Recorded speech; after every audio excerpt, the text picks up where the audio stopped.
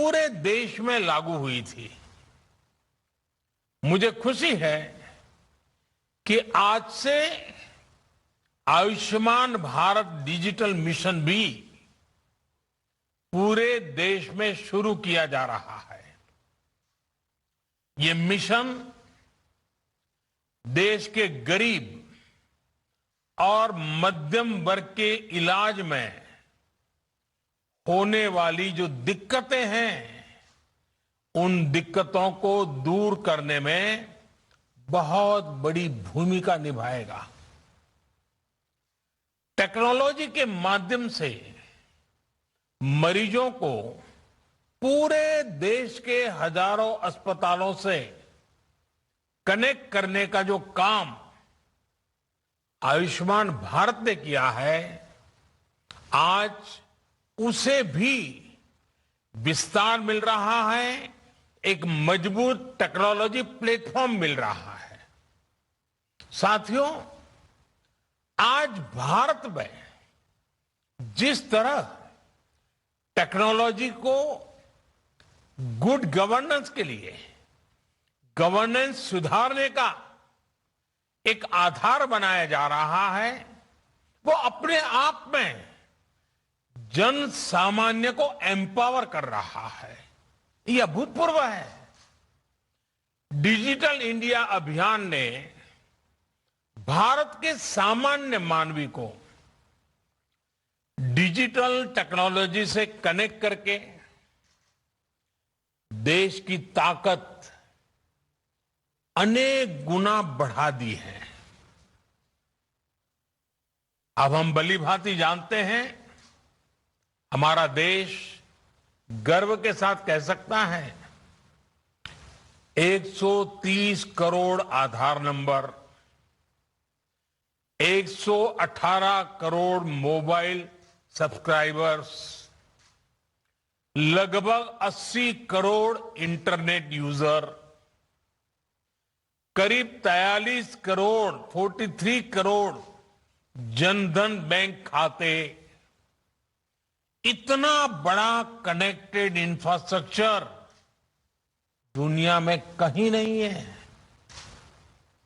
ये digital infrastructure ration से लेकर प्रशासन तक हर एक को तेज और पारदर्शी तरीके से सामान्य भारतीय तक पहुंचा रहा है।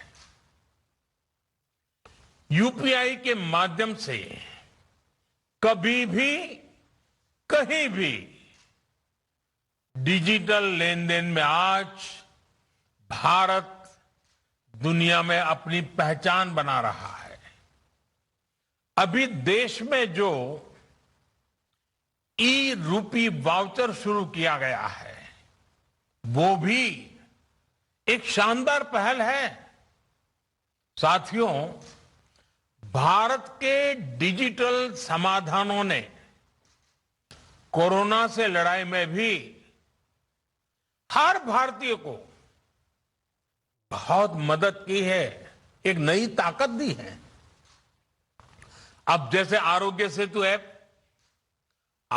सेतु ऐप से कोरोना संक्रमण के फैलते हुए रोकने में एक सजगता लाना, जागृति लाना, पूरी परिस्थितियों को पहचानना, अपने आसपास के परिसर को जानना, इसमें आरोग्य सेतु ऐप ने बहुत बड़ी मदद की है। उसी प्रकार से सबको वैक्सीन, मुफ्त वैक्सीन, इस अभियान के तहत भारत आज करीब करीब 90 करोड़ वैक्सीन डोज लगा पाया है और उसका रिकॉर्ड उपलब्ध हुआ है, सर्टिफिकेट उपलब्ध हुआ है। तो इसमें कोविन का बहुत बड़ा रोल है।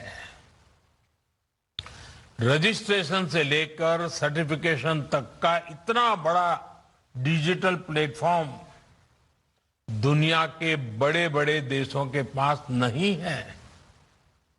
साथियों, कोरोना काल में टेली मेडिसिन का भी अभूतपूर्व विस्तार हुआ है। ई संजीवनी के माध्यम से अब तक लगभग 1.25 करोड़ रिमोट कंसल्टेशन पूरे हो चुके हैं।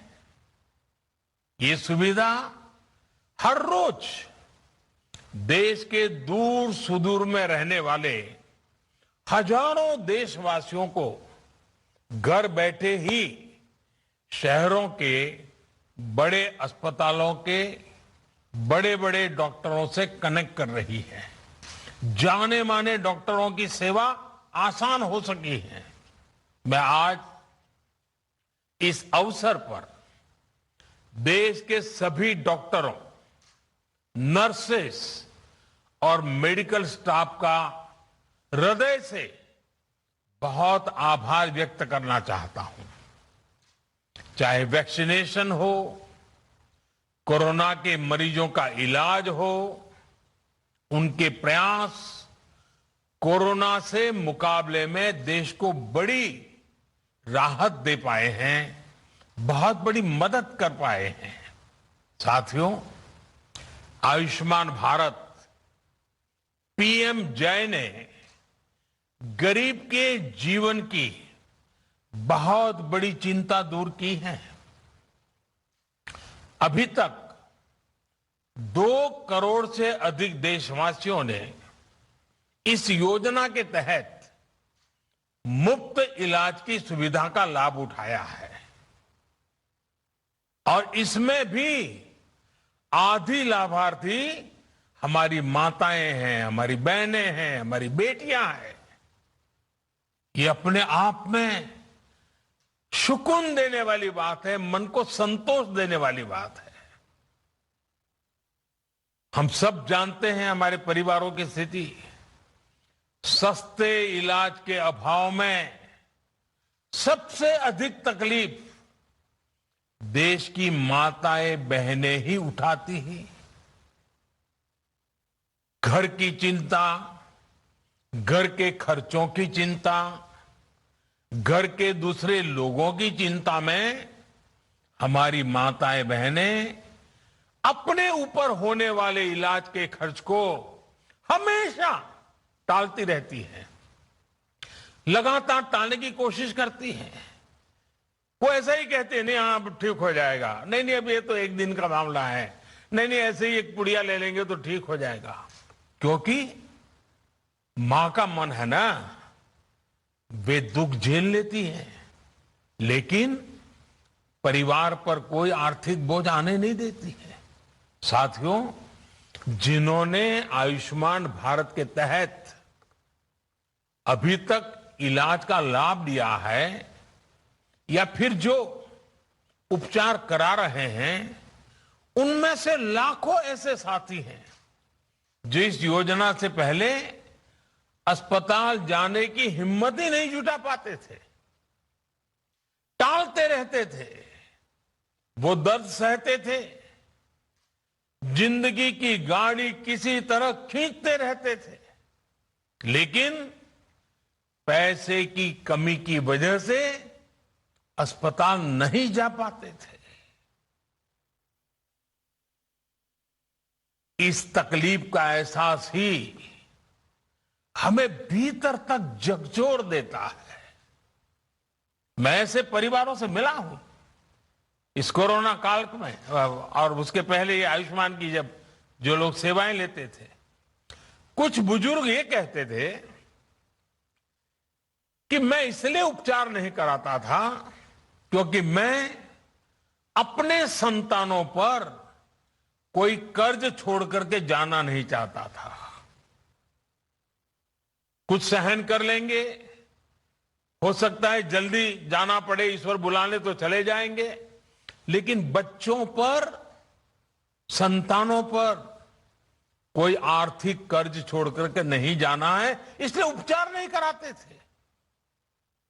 और यहां इस कार्यक्रम में उपस्थित हमसे ज्यादातर ने अपने परिवार में, अपने आसपास ऐसे अनेकों लोगों को देखा होगा। हमसे ज्यादातर लोग इसी तरह की चिंताओं से खुद भी गुजरे हैं।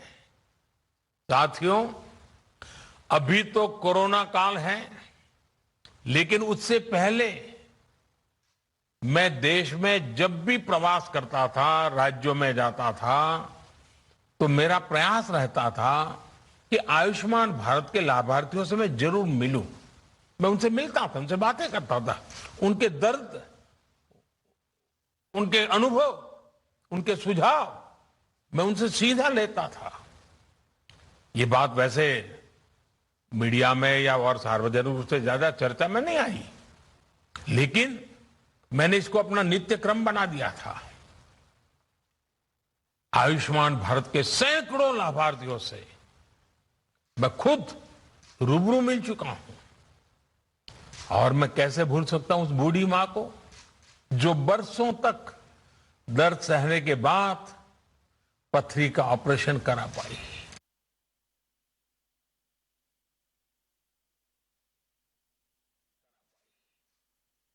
वो नौजवान जो किडनी की बीमारी से परेशान था, किसी को पैर में तकलीफ, किसी को रीढ़ की हड्डी में तकलीफ, उनके चेहरे मैं कभी भूल नहीं पाता हूं।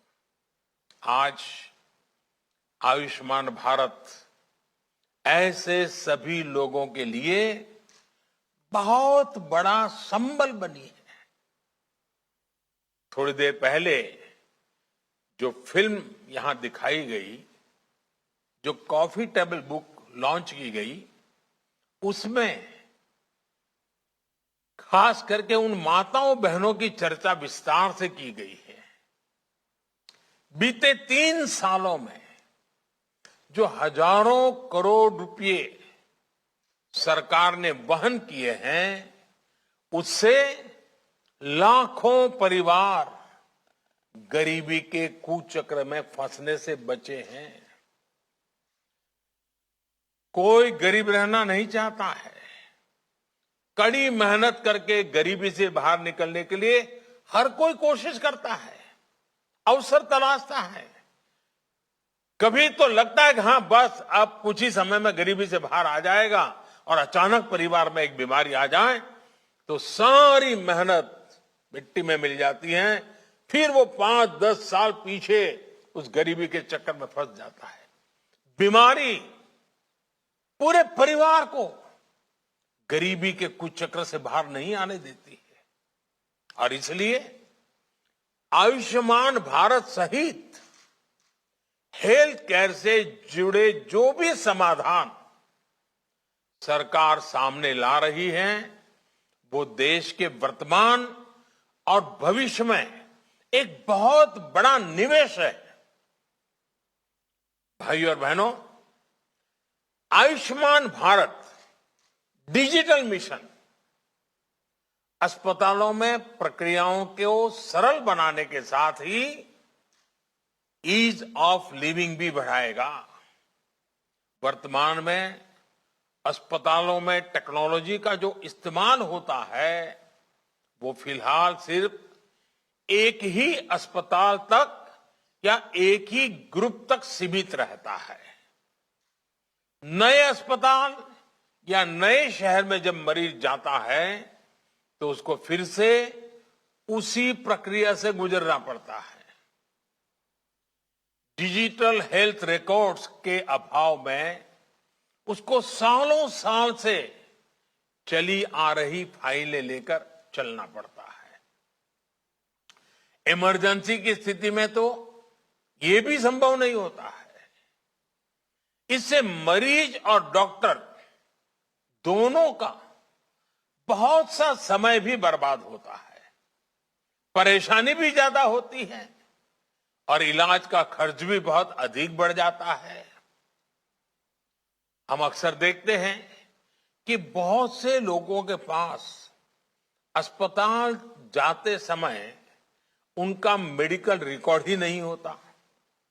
ऐसे में जो डॉक्टरी जो परामर्श होता है, जांच होती है, वो उसको बिल्कुल जीरो से शुरू करनी पड़ती है, नए सिरे से शुरू करनी पड़ती है।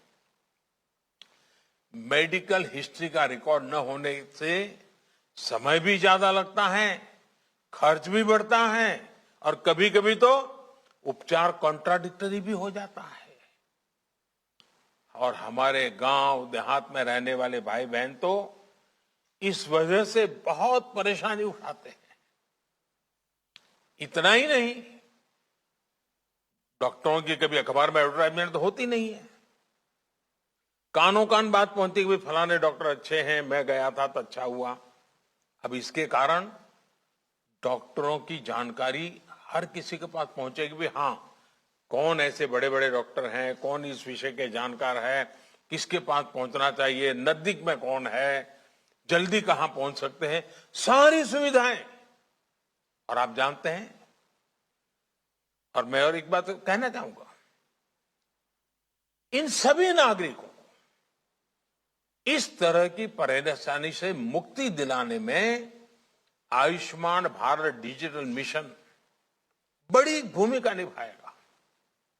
साथियों, आयुष्मान भारत डिजिटल मिशन अब पूरे देश के अस्पतालों के डिजिटल हेल्थ सॉल्यूशंस को एक दूसरे से कनेक्ट करेगा। इसके तहत देशवासियों को अब एक डिजिटल हेल्थ आईडी मिलेगी। हर नागरिक का हेल्थ रिकॉर्ड डिजिटली सुरक्षित रहेगा। डिजिटल हेल्थ आईडी के माध्यम से मरीज खुद भी और डॉक्टर भी पुराने रिकॉर्ड को जरूरत पड़ने पर चेक कर सकता है। यही नहीं, इसमें डॉक्टर, नर्स, पैरामेडिक्स जैसे साथियों का भी रजिस्ट्रेशन होगा। देश के जो अस्पताल है, क्लिनिक है, लैब्स हैं, दवा की दुकानें हैं, ये सभी भी रजिस्टर होगी। यानी ये डिजिटल मिशन हेल्थ से जुड़े हर स्टेक होल्डर को एक साथ एक ही प्लेटफॉर्म पर लाएगा। साथियों, इस मिशन का सबसे बड़ा लाभ देश के गरीबों और मध्यम वर्ग को होगा। एक सुविधा तो यह होगी कि मरीज को देश में कहीं पर भी ऐसा डॉक्टर ढूंढने में आसानी होगी जो उसकी भाषा भी जानता है, समझता है और उसकी बीमारी के उत्तम से उत्तम उपचार का वो अनुभवी है।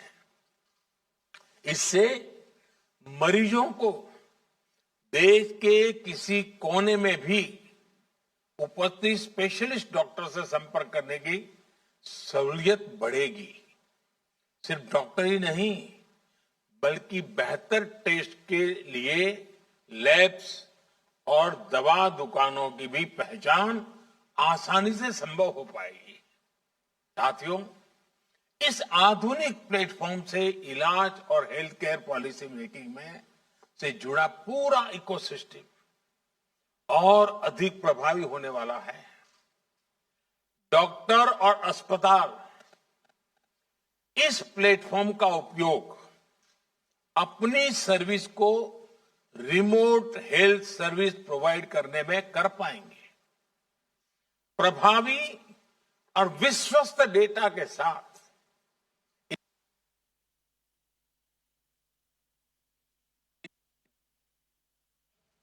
और सुलभ बनाने का जो अभियान आज पूरे देश में शुरू हुआ है, ये 6-7 साल से चल रही सतत प्रक्रिया का एक हिस्सा है।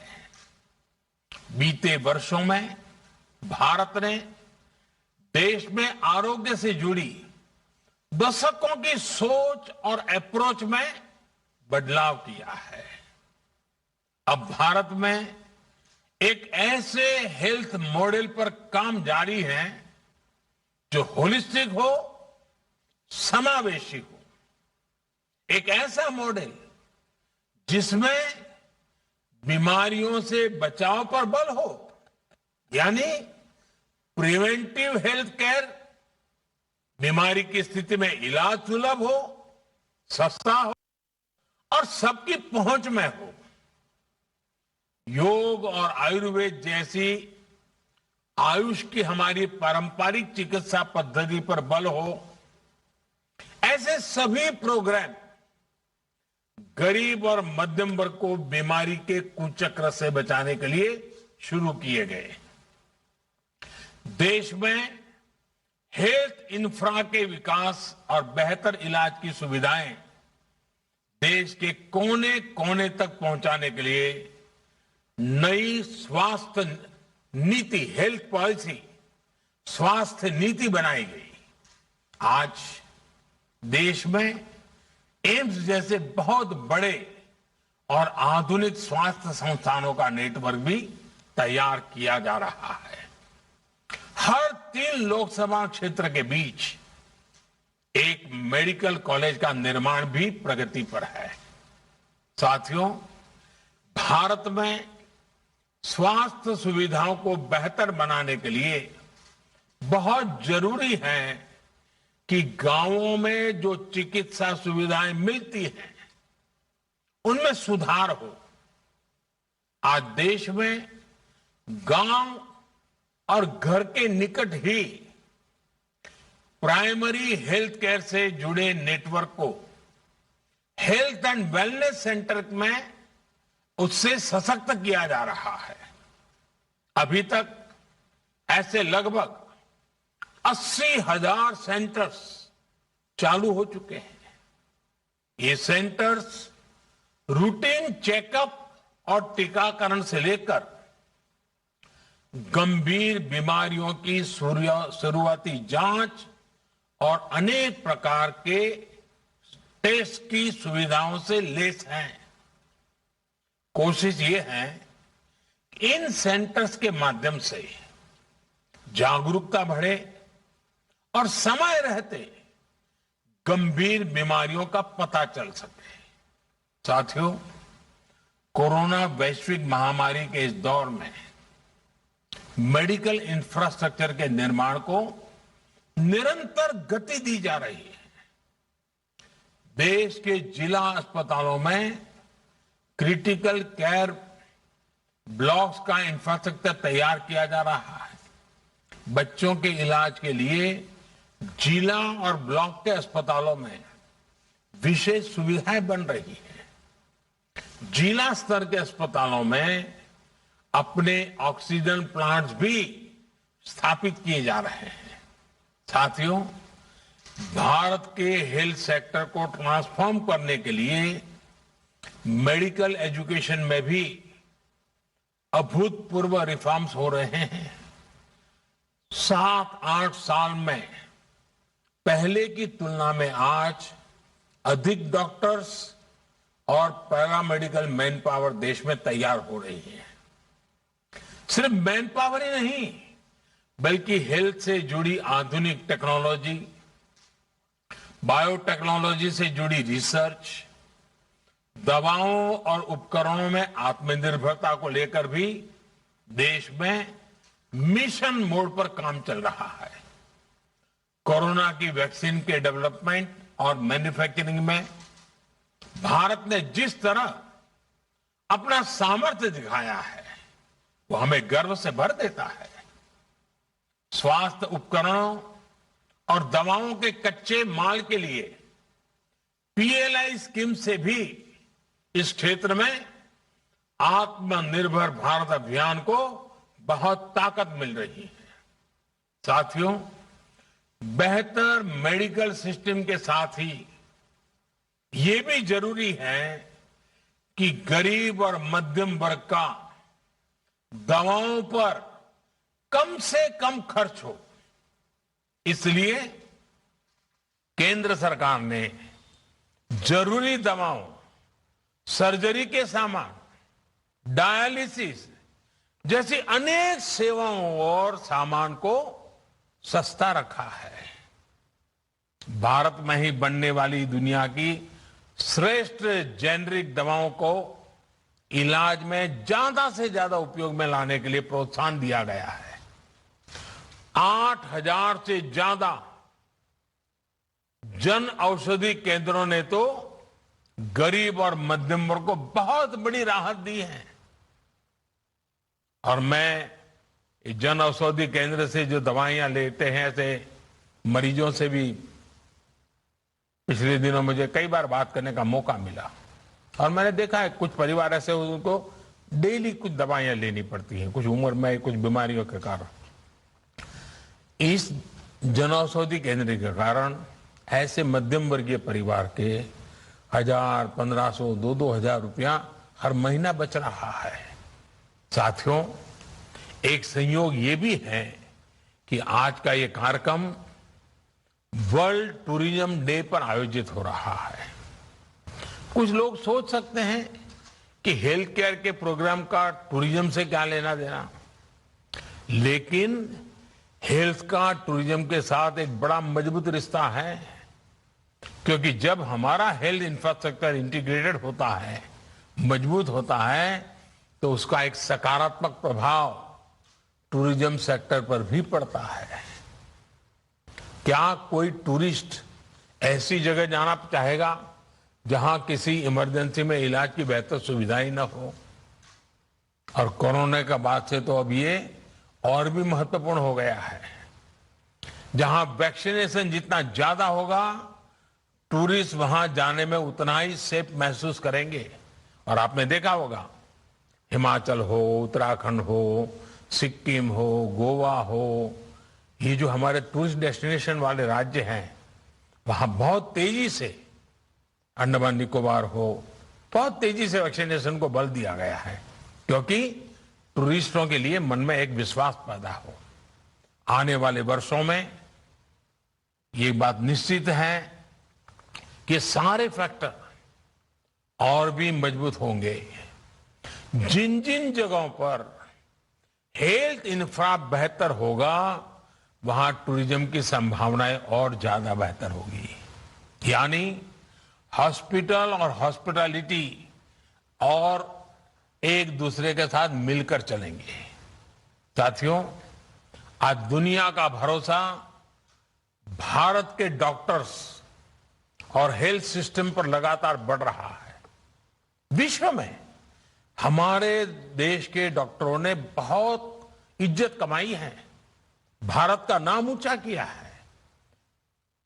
दुनिया के बड़े बड़े लोगों के साथ आप पूछोगे तो कहेंगे, हां, मेरा एक डॉक्टर तो हिंदुस्तानी है। यानी भारत के डॉक्टरों की नामना है। भारत के इंफ्रास्ट्रक्चर अगर मिल जाए तो दुनिया से हेल्थ के लिए भारत आने वालों की संख्या बढ़नी बढ़नी है। इंफ्रास्ट्रक्चर की कई मर्यादाओं के बीच भी लोग भारत में ट्रीटमेंट कराने के लिए आते हैं और उसकी